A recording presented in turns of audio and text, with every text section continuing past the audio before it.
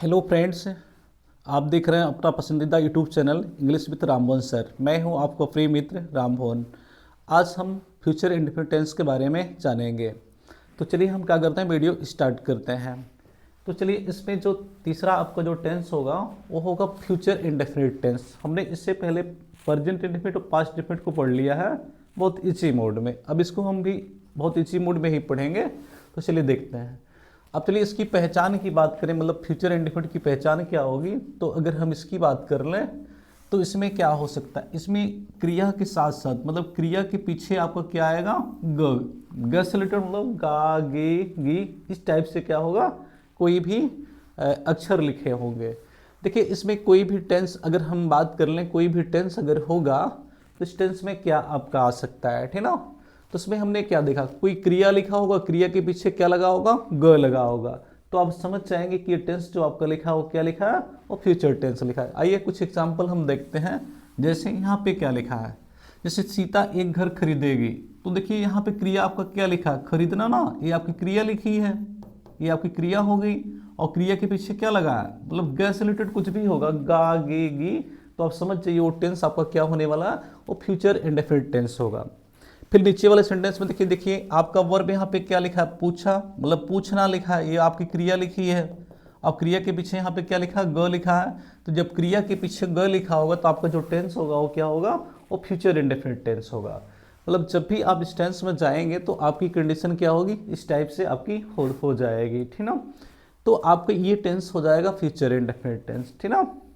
कोई दिक्कत, देखिए समझने की कोशिश करिए। इसमें एक बार फिर से हम देखते हैं पहचान। इसमें मतलब कोई हिंदी वाक्य के अंत में क्या लिखा होगा, क्रिया प्लस क्या लिखा होगा, ग लिखा होगा। जैसा कि मैंने आपको बताया, यहाँ पे देखिए क्रिया आपकी ग हो गई, क्रिया आपकी खरीद हो गई, फिर पीछे ग लिखा है, इसलिए आपका ये टेंस जो होगा वो क्या होगा, वो फ्यूचर इंडेफिनिट टेंस होगा, ठीक ना। तो चलिए अब हम क्या करेंगे, किसी सेंटेंस को बनाने के स्ट्रक्चर को देखते हैं कैसे बनाएंगे। तो आपकी जो इसकी स्ट्रक्चर होगी वो क्या होगी, स्ट्रक्चर।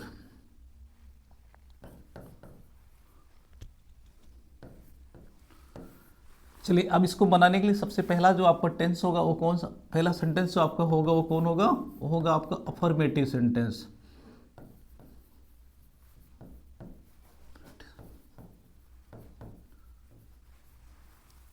देखिए पहला जो हम सेंटेंस में बनाएंगे अफर्मेटिव, अफर्मेटिव आपको पता है जिसमें नहीं का प्रयोग नहीं होता उसे हम अफर्मेटिव बोलते हैं, ठीक ना। तो चलिए जैसे हमने क्या लिखा, सोहन मुझसे पूछेगा।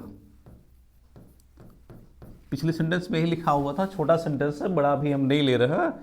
तो चलिए देखिए इसमें करना क्या है, अब आपको मतलब किसी भी अफर्मेटिव सेंटेंस को आपको बनाना है तो आप क्या करेंगे, ठीक ना। तो मैंने आपको मोटा मोटा रूल्स उसके लिए क्या बताया था, कोई भी अफर्मेटिव सेंटेंस होगा तो उसके लिए आप क्या करेंगे। तो देखिए इसमें आपको क्या करना होगा, ध्यान से देखिए। तो मैंने आपको बताया था जब आप कोई सेंटेंस, इंग्लिश का कोई सेंटेंस जब भी आप स्टार्ट करते हैं, अगर वो अफर्मेटिव सेंटेंस होगा तो सबसे पहले अगर हम देखें तो सबसे पहला जो वर्ड आपका आता है वो आता है सब्जेक्ट। क्या आएगा, सब्जेक्ट। मतलब पहला वर्ड जो आप लिखते हैं वो क्या लिखते हैं, वो सब्जेक्ट लिखते हैं। कोई भी अफर्मेटिव सेंटेंस होगा तो उसमें सबसे पहला वर्ड जो आप लिखेंगे वो क्या लिखेंगे, वो सब्जेक्ट लिखेंगे। और अंत में जो आपको लिखना होता है वो क्या लिखना होता है, ओ फॉर ऑब्जेक्ट। अंत में क्या लिखना होता है, ऑब्जेक्ट लिखता है। मतलब देखिए आपको करना क्या है, जब भी कोई सेंटेंस आप अफर्मेटिव का लिखेंगे तो अंग्रेजी में ये रूल्स होता है कि सबसे पहले आपको क्या लिखना है, सब्जेक्ट लिखना है, और अंत में क्या लिखना है, ऑब्जेक्ट या तो अदर वर्ड लिखना है, ठीक ना। तो मुझे लगता है कि जब बार बार यही आता है तो आपको इसको याद करने की जरूरत है नहीं। आप जानिए सबसे पहले सब्जेक्ट लिख देंगे और फिर अंत में क्या लिखेंगे, ऑब्जेक्ट लिख देंगे। अब जो आपको याद करना है, मतलब फ्यूचर के लिए आपको क्या याद करना, आपको बिल याद करना है और सेल, बिल और सेल। देखिए इसके बाद जो आप लिखेंगे, मतलब सब्जेक्ट के बाद या तो विल लिखेंगे या तो क्या लिखेंगे, या तो सेल लिखेंगे, ठीक ना। तो इसको हम मॉडल वर्ब बोलते हैं। कौन सा वर्ब बोलते हैं इसको मॉडल वर्ब बोलते हैं। मॉडल वर्ब के बाद जो क्रिया आती है उसकी जो फॉर्म हो सकते हैं वो सिर्फ और सिर्फ वर्ब का फर्स्ट फॉर्म हो सकता है, वर्ब का फर्स्ट फॉर्म हो सकता है। मतलब मॉडल वर्ब के बाद जब भी क्रिया कोई आएगी तो वो क्रिया का हमेशा कौन सा फॉर्म होगा, फर्स्ट फॉर्म ही आ सकता है। यानी जब भी यहाँ पे कहीं किसी भी सेंटेंस में अगर मॉडल वर्ब का इस्तेमाल हो गया तो उसके बाद जो आने वाली क्रिया होगी हमेशा क्या होता है, वो फर्स्ट फॉर्म में होता है। तो देखिए आपने क्या किया, इसमें किसका इस्तेमाल किया आपने, इसमें आपने बिल का इस्तेमाल किया तो सेल का इस्तेमाल किया। उसके बाद हमने क्या किया, क्योंकि मॉडल वर्ब है, उसके बाद क्रिया जो आपकी आएगी वो क्या होगी, वो आपकी फर्स्ट फॉर्म में आ जाएगी, ठीक ना। तो चलिए आपका फार्मूला ये होगी। अब आपको देखिए यहाँ पे या तो आपको विल लिखना है या तो आपको क्या लिखना है, सेल लिखना है, ठीक ना। तो कहाँ पे आप सेल लिखेंगे, देखिए जब आपका सब्जेक्ट यहाँ पर आई और बी होगा, जब सब्जेक्ट आपका आई और बी होगा तो आप सेल लिखेंगे।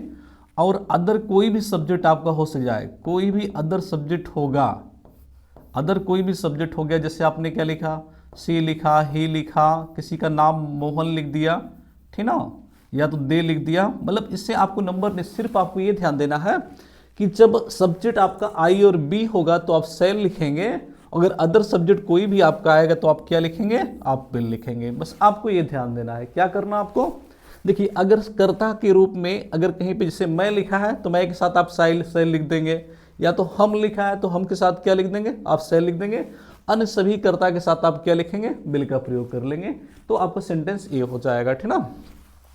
तो आपने क्या किया भाई, इस सेंटेंस आपने इसको बना लिया, ठीक है। तो चलिए इस सेंटेंस को हम क्या कर लेते हैं, इसको बना लेते हैं। तो आपको क्या हो जाएगा, अब इसको बनाएंगे तो इसमें सब्जेक्ट आपका कौन हो जाएगा, सोहन, तो आप क्या लिख लेंगे, सोहन लिख लेंगे। फिर आप सोहन देखिए आपका आई और बी में से है नहीं, आई बी लेता तो मैं यहाँ पे सेल लिखता, अदर सब्जेक्ट है तो यहाँ पे हम क्या लिखेंगे, बिल लिखेंगे, तो आपका बिल हो जाएगा। अब क्रिया का जो आएगा वो फर्स्ट फॉर्म, क्योंकि बिल लिखा है तो क्रिया जो आएगी फर्स्ट फॉर्म में, तो पूछना की मीनिंग क्या होगी, अस्क हो जाएगी। आप किससे पूछेगा, मुझसे, तो आप क्या लिख देंगे, मैं लिख देंगे, और पीछे आप ये लगा देंगे फुल स्टॉप। तो देखिए आपका ये क्या हो गया, ये रूल्स आपके लिए अफर्मेटिव के लिए रूल्स हो गए। किसके लिए रूल्स हो गया, अफर्मेटिव के लिए, ठीक ना। तो चलिए अब हम इसकी दूसरी देखते हैं। अगर इसी सेंटेंस, इसी अफर्मेटिव सेंटेंस का आपको क्या करना हो, अफर्मेटिव सेंटेंस में मैंने क्या देखा, सब्जेक्ट लिखा हम लोगों ने, बिल लिखा, और क्या लिखा, और सेल लिखा, और वर्ब, और आपने क्या लिखा, वर्ब का फर्स्ट फॉर्म प्लस क्या लिख दिया, ऑब्जेक्ट लिख दिया, ठीक ना। तो आपको देखिए करना क्या, ये आपका हो गया अफर्मेटिव। जैसे ही आप इसको नेगेटिव का इस्तेमाल करेंगे, नेगेटिव का मतलब आपको इसमें क्या लगाना होगा, नॉट लगाना होगा। मैंने बताया था ना नॉट, तो देखिए मैंने आपको बताया था जो आपका नॉट होता है वो किसका मित्र होता है, सहायक क्रिया का मित्र, यानी ये सहायक क्रिया भी इसको बोलते हैं, ठीक ना। मॉडल वर्ब उसका एक रूप है, तो एक सहायक क्रिया है। तो नॉट जो होता है किसका मित्र होता है, ये मित्र होता है, किसका मित्र होगा, सहायक क्रिया का मित्र होता है। तो जब ये नॉट बैठेगा तो किसके बगल में बैठेगा, सहायक क्रिया के बगल में बैठेगा, तो आपका क्या होगा, यहाँ बैठ जाएगा, तो क्या बन जाएगा, सब्जेक्ट, और आप यहाँ पे लिख लेंगे बिल, और फिर क्या होगा, सेल, और क्योंकि नेगेटिव बनाएंगे तो यहाँ पे हम क्या लगाएंगे, नॉट का इस्तेमाल करेंगे, प्लस क्या होगा, ऑब्जेक्ट, सॉरी ये वर्ब होगा, वर्ब का फर्स्ट फॉर्म प्लस क्या होगा, प्लस ऑब्जेक्ट, मतलब ये कर लेंगे। अब चलिए आपका ये हो गया, ठीक ना, सिंपल। अब हम चलेंगे देखेंगे एस आर नो टाइप कैसे बनेगा। एस आर नो टाइप क्या होता है इसको देख लेते हैं। एस आर नो टाइप में ये होता है कि कोई सेंटेंस होगा तो उसमें जो क्या शब्द होगा वाक्य के पहले लिखा होगा, क्या शब्द होगा वो कहाँ लिखा होगा, वाक्य पहले। जैसे क्या मुझसे मोहन पूछेगा, ठीक ना, जैसे क्या मुझसे मोहन पूछेगा, ऐसा बन जाएगा, ठीक ना। तो देखिए मैंने आपको बताया था कोई भी आपको यस या नो टाइप सेंटेंस लिखना हो, आपको मतलब इसके बाद जो भी टेंस आपके होते हैं वो बहुत आसान होते हैं। जब भी आपको कोई यस या नो टाइप सेंटेंस लिखने हैं तो आप कुछ मत करिए, सिंपल और सिंपल जो आपकी ये सहायक क्रिया होती है, यही जो आपकी हेल्पिंग वर्ब होती है, इसी को उठा के सब्जेक्ट से पहले लिख देना होता है। क्या करना है आपको, ये जो सहायक क्रिया होती है इसी को उठा करके सब्जेक्ट से पहले लिख दिए, और अंत में क्वेश्चन मार्क। यानी अब इसको पहले हम करेंगे तो क्या देखिए बन जाएगा, सबसे पहले कौन आ जाएगा, बिल और सेल आ जाएगा आपका। फिर भाई अभी इधर आ गया सब्जेक्ट, आपका इधर हो जाएगा सब्जेक्ट, और प्लस क्या होगा, वर्ब का फर्स्ट फॉर्म प्लस आपका ऑब्जेक्ट हो जाएगा, और पीछे क्वेश्चन मार्क आप लगा देंगे। तो इस टाइप से आपका एस ए नोट टाइप आपका बन जाएगा। अगर आपको इसमें नॉट का इस्तेमाल करना हो तो नॉट का इस्तेमाल आप इसमें 2 जगह कर सकते हैं। यहाँ पे नॉट का इस्तेमाल आप कितनी जगह कर सकते हैं, 2 जगह। आप चाहें तो नॉट का इस्तेमाल आप यहाँ भी कर सकते हैं, आप चाहें तो नॉट का इस्तेमाल आप इससे वर्ब से पहले यहाँ पर भी कर सकते हैं, ठीक ना। मैंने इसके बारे में आपको प्रेजेंट टेंस में बताया था, यहाँ पे भी कर लेंगे, ठीक ना। तो चलिए ये आपका हो गया। फिर इसी को अगर हम कौन सा बनाते हैं, डब्ल्यू एस टाइप बनाते हैं, डब्ल्यू एस टाइप। तो डब्ल्यू एस टाइप में क्या होता है, आपको डब्ल्यू एस टाइप में कुछ नहीं करना होता, इसको आप कॉपी कर देंगे तो यहाँ पे कॉपी आपका हो जाएगा बिल और सेल, और प्लस क्या लिखेंगे, सब्जेक्ट, और वर्ब का फर्स्ट फॉर्म, प्लस क्या होगा, ऑब्जेक्ट। मतलब मैंने ऊपर वाले को मतलब यस या नो टाइप को कॉपी किया। अगर आपका डब्ल्यू एस टाइप है तो कुछ नहीं करना, जो क्वेश्चन आपके बनेंगे वो क्वेश्चन वर्ड को आप क्या करेंगे, बीच में लिख देंगे, तो यहाँ आपका बन जाएगा, ठीक ना। तो अब चलिए हम क्या करते हैं, किसी सेंटेंस को आपको लिख करके दिखाते हैं, उसको देखेंगे।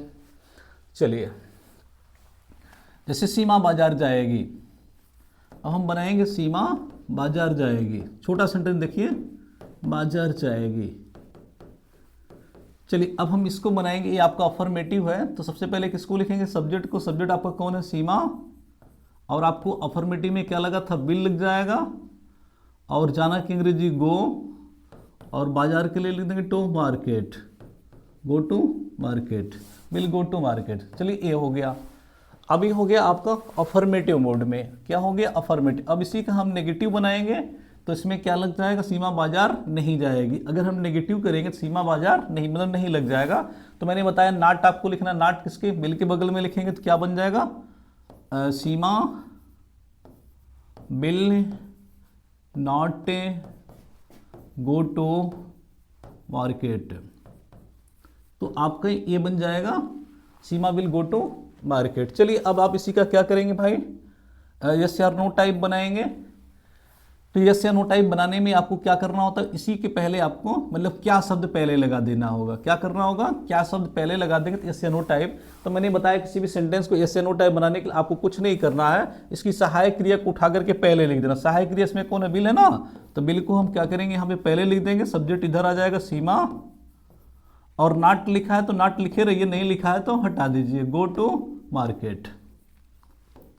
देखिए मैंने यहाँ पर मैंने नाट लिखा है, अगर आपको लिखना है तो लिख दीजिए, नहीं तो हटा भी सकते हैं, कोई दिक्कत नहीं, इसमें नाट भी लग जाएगा।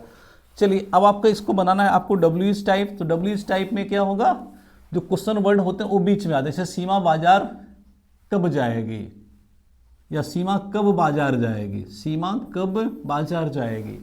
तो इसमें जो क्वेश्चन वर्ड होते हैं वो कहाँ आते हैं, वो बीच में आते हैं। तो आपको कुछ नहीं करना, मैंने आपको बताया, बस आप इसी की अंग्रेजी क्या करिए, सबसे पहले लिख दीजिए, कब की अंग्रेजी आपकी क्या हो जाएगी, वैन हो जाएगी, तो वैन को लिख दीजिए। और फिर क्या करें, इसी को कॉपी करना रहता तो आप क्या करिए, यहाँ पे कॉपी कर लीजिए पिल, और जो ऐसे लिखा उसको लिख दीजिए Seema not go to market, not go to market, और पीछे आप क्वेश्चन मार्क यहाँ पे लगा देंगे। तो देखिए आपका क्या होगा, इस टाइप से सेंटेंस आपके बन जाएंगे। देखिए कुछ नहीं करना था, सबसे पहले आपको इसमें बिल का प्रयोग करना था, कुछ देखिए आपको करना क्या है इसमें, अगर अफर्मेटिव सेंटेंस होगा तो बिल और सेल का प्रयोग करना आपको, इसके बाद वर्ब का फर्स्ट फॉर्म। अगर नेगेटिव नॉट लगाना है तो आपको बिल और सेल के बाद ही क्या करना है, नॉट का इस्तेमाल करना है। अगर इसी का आपको यस या नो टाइप बनाना है, मतलब क्या जाएगी, तो बस इसी बिल को आप उठा के क्या करेंगे, सब्जेक्ट से पहले यहाँ पर लिख देंगे और पीछे क्वेश्चन मार्क लगा देंगे। अगर आपको इसी को डब्ल्यू एस टाइप बनाना होगा तो जो क्वेश्चन वर्ड होगा उसको पहले लिख देंगे पहले, और फिर क्या होगा, सहायक क्रिया, इसको इस टाइप से लिख देंगे, तो आपका इस टाइप से बन जाएगा, ठीक ना। चलिए अब शार्ट में अगर हम देखें तो आप, अगर मैंने आपको बताया था यहाँ पर भी आप नाट का प्रयोग चाहे तो नाट का प्रयोग यहाँ भी कर सकते हैं, और नाट का प्रयोग आप चाहे तो यहाँ भी कर सकते हैं। मैंने आपको बताया था ना कि नाट का प्रयोग सब्जेक्ट के उस बगल भी होता है, सब्जेक्ट से पहले सहायक क्रिया के बगल में भी हो सकता है, क्योंकि नाट क्या होता है, सहायक क्रिया का मित्र होता है ना, तो इसके बगल में यहाँ भी यूज हो सकता है। तो चलिए इसके शॉर्ट फॉर्म होते हैं, कहीं पे अगर बिल और नाट एक साथ लिखे हों तो आप शॉर्ट में इसको क्या लिख सकते हैं, इसको आप ओंट लिख सकते हैं। बिल नाट को हम क्या पढ़ते हैं, ओंट पढ़ते हैं, ठीक ना। अगर कहीं पे सेल नॉट लिखा होगा, सेल नॉट, तो इसको शॉर्ट में हम क्या पढ़ते हैं, सेंट पढ़ते हैं, सेंट, सेंट क्या पढ़ेंगे। अगर कहीं पे मतलब बिल नाट लिखा हो तो बिल नाट का जो शॉर्ट फॉर्म होता है वो वोंट होता है, और सेल नाट का जो शॉर्ट फॉर्म होता है वो क्या होता है, सेंट होता है। तो उम्मीद करते हैं आपको मेरा वीडियो क्या होगा, पसंद आया होगा, क्योंकि मैं इसको बहुत इजी सेंटेंस बनाया, इसका मैं आपको एडवांस जो होगा वो एक एज ए कंपटीशन टाइप में आपको इसको बाद में बना करके इसको बताऊंगा कि मतलब किस किस कंडीशन में फ्यूचर इंडेफिनिट टेंस का प्रयोग हो सकता है। तो उम्मीद करते हैं आपको वीडियो पसंद आया होगा। अगर आपको पसंद आया जिसको लाइक, कमेंट और शेयर करें, और साथ ही साथ सब्सक्राइब भी करें। Thank you for watching.